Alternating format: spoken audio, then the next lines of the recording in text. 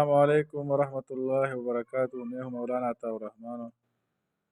آج ہم 11ویں جماعت کے مطالعے قرآن حکیم میں سورہ بقرہ کی دوسری رکوع اور اسی طرح تیسری رکوع میں چند آیات ہم ذکر کریں گے۔ اگر آپ ہمارے چینل پر نئے ہو تو اس کو سبسکرائب کریں اور بیل آئیکن کا بٹن دبائیے تاکہ ہماری نئی آنے والی ویڈیو آپ کے سامنے بروقت موصول ہو۔ آئیے ہم سبق شروع کرتے ہیں۔ اعوذ باللہ من الشیطان الرجیم، بسم اللہ الرحمن الرحیم۔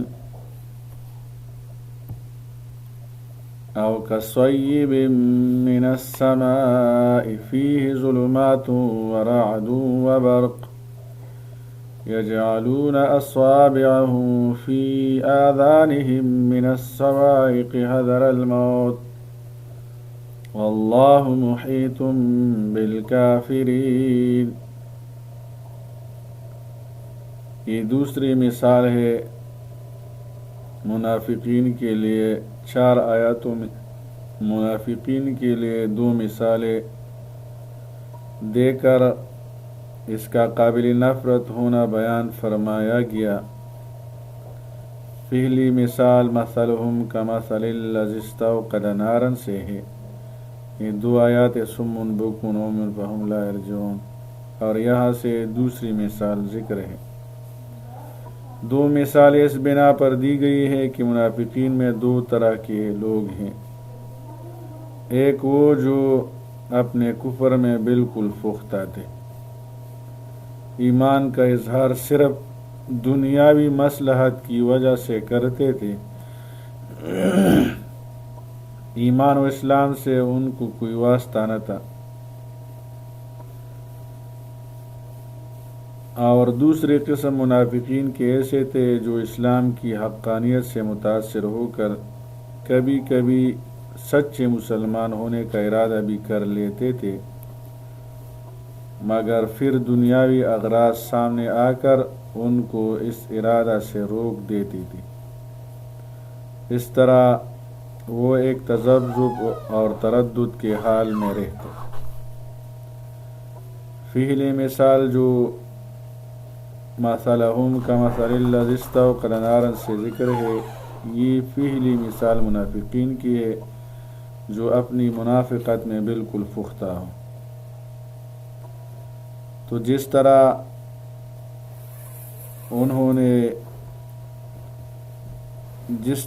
اس شخص اور اس کے ساتھی روشنی کے بعد اندھیرے میں رہ گئے، پہلی مثال ممثل سے تشبیہ اور ان میں تطبیق ہے۔ اسی طرح منافقین حق واضح ہو کر سامنے آ جانے کے بعد گمراہی کے اندھیرے میں جا پھنسے، اور جس طرح آگ جلانے والوں کی آنکھ، کان، زبان اندھیرے میں بیکار ہو گئے، اسی طرح گمراہی کے اندھیرے میں پھنس کر ان کی حالت ہو گئی کہ وہ بہرے ہیں، گونگے ہیں، اندھے ہیں، سوئے اب رجوع نہیں ہوں گے کہ وہ ایمان کی طرف رجوع کرے۔ پہلی مثال ان منافقین کی تھی جو خوب دل کھول کر کفر پر جمے ہوئے ہیں، کبھی ایمان کا دیان بھی دل میں نہیں آتا۔ اور اب یہ دوسری مثال آگے منافقین کے اس گروہ کی مثال ہے جو فی الواقع تردد میں تھے، کبھی کبھی اسلام کی حقانیت دے کر اس کی طرف مائل ہونے لگتے، پھر جب اغراض نفسانی کا غلبہ ہوتا تو یہ میلان بدل جاتا تھا۔ او کصیب من السماء، یا ان منافقین کی مثال ایسی ہے من السماء کہ آسمان سے بارش برس رہی ہو، فیہ ظلمات ورعد وبرق، جس میں اندھیرے ہو اور بادل کی گرج ہو اور بجلی کی کڑک ہو۔ ظلمات اندھیرے، رعد وبرق، رعد بادل کی گرج ہو، وبرق بجلی کی کڑک ہو۔ برق یہاں رعد منگورتا پختو کی تندر وایو، بجلی کی کڑک ہو و برق اور بادل کی گرج ہو. یجعلون اصابعهم فی آذانہم تو اپنی انگلیاں اپنے کانوں میں ڈال لیتے ہیں. من الصواعق کڑک کے باعث حذر الموت موت کے ڈر سے. یہ مترددین کی مثال ہے جو دنیاوی اغراض کی وجہ سے ایمان سے رک جاتے تھے، لیکن اسلام کی حقانیت کبھی کبھی اسلام کی حقانیت سے متاثر ہو کر سچے مسلمان ہونے کا ارادہ بھی کر لیتے تھے. جب اسلام ان کے لیے واضح ہو جاتا تو اسلام کی طرف مائل ہوتے. جب ان میں احکامات ان کے سامنے آتے، نماز پڑھنا، زکوٰۃ ادا کرنا، روزہ رکھنا وغیرہ وغیرہ احکامات، جہاد کے لیے جانا، تو اسلام سے روک جاتے تھے. واللہ محیط بالکافرین، اور اللہ کافروں کا احاطہ کیے ہوئے ہیں. یکاد البرق، قریب ہے کہ بجلی کی چمک، یخطف ابصارہم، ان کی آنکھوں کی بصارت کو اچک لے جائے، جس سے وہ دیکھتے ہیں وہ قوت اس سے ختم ہو جائے. کلما اضاء لہم، جب بھی ان پر بجلی کی چمکتی ہے، مشوا فیہ، تو اس کی روشنی میں چل پڑتے ہیں. جب اسلام کا فائدہ اس کے لیے ہوتا ہے تو وہ چل جاتے ہیں. وَإِذَا أَظْلَمَ عَلَيْهِمْ قَامُوا، اور جب ان پر اندھیرا چھا جاتا ہے تو وہ کھڑے ہو جاتے ہیں. وَلَوْ شَاءَ اللَّهُ، اور اگر اللہ چاہتا، لَذَهَبَ بِسَمْعِهِمْ وَأَبْصَارِهِمْ، تو ان کی سماعت اور بصارت کی طاقتوں کو سلب کر لیتا. ان اللہ علی کل شیء قدیر، بے شک اللہ ہر چیز پر پوری طرح قادر ہے. یا ایھا الناس اعبدوا ربکم، یہاں سے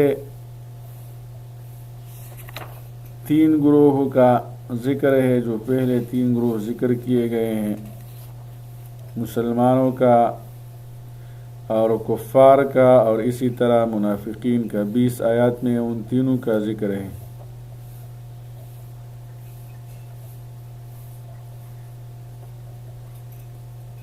اور اب 21ویں اور 22ویں آیتوں میں ان 2 آیاتوں میں 3 گروہ کا خطاب کر کے وہ دعوت پیش کی گئی ہے جس کے لیے قرآن نازل ہوا.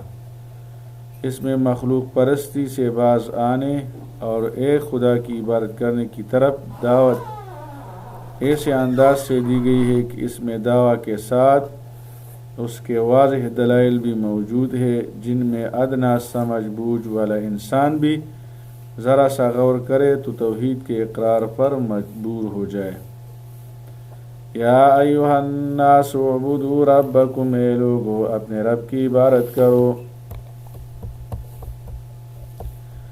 الذی خلقکم، جس نے تمہیں پیدا فرمایا، والذین من قبلکم، اور ان لوگوں کو بھی جو تم سے پہلے تھے ان کو بھی پیدا فرمایا تھا.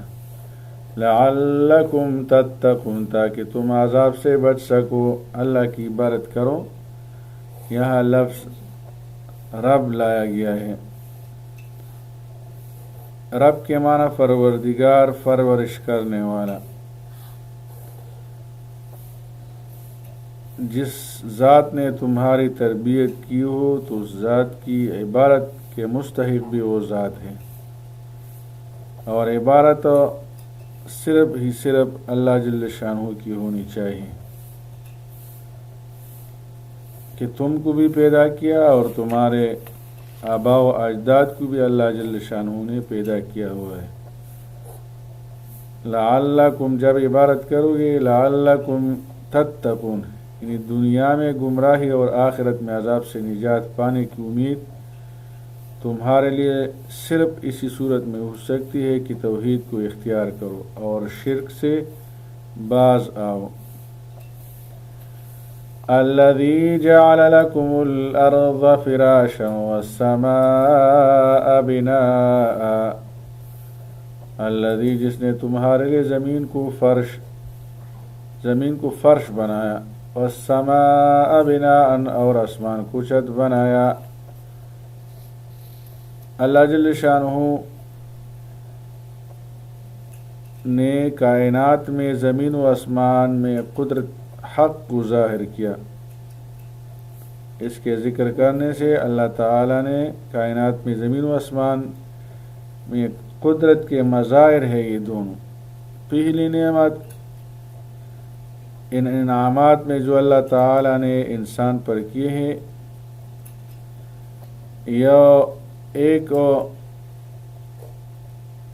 وہ انعامات ہے جو انسان کے نفس میں موجود ہے، وہ ہے اللہ تعالیٰ نے تم کو بھی پیدا کیا، آبا و اجداد کو بھی پیدا کیا، اس کو دلیل انفسی کہتے ہیں۔ اور دوسری نعمت اللہ تعالیٰ کی وہ آفاقی ہے، زمین و آسمان، اس کے گرد و پیش جو انعامات اللہ نے کیے ہیں۔ آفاقی دلائل میں ایک ہے زمین کو نرم پیدا کرنا، نہ پانی کی طرح نرم ہے جس پر قرار نہ ہو سکے، اور نہ لوہے پتھر کی طرح سخت ہے کہ ہم اسے اپنی ضرورت کے مطابق آسانی سے استعمال نہ کر سکیں، بلکہ نرم اور سختی کے درمیان ایسا بنایا گیا جو عام انسانی ضروریات زندگی میں کام دے سکے۔ فراش، اس کو فرش بنایا۔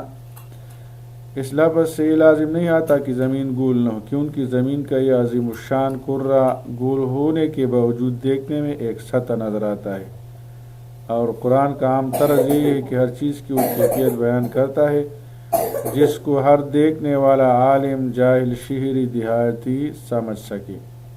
دوسری نعمت ہے آسمان کو ایک مزین اور دل فریب چھت بنا دیا۔ تیسری نعمت ہے آسمان سے پانی برسایا۔ پانی آسمان سے برسانے کے لیے ضرور نہیں کہ بادل کا واسطہ درمیان میں نہ ہو، بلکہ محاورات میں ہر اوپر سے آنے والی چیز کو آسمان سے آنا بولتے ہیں۔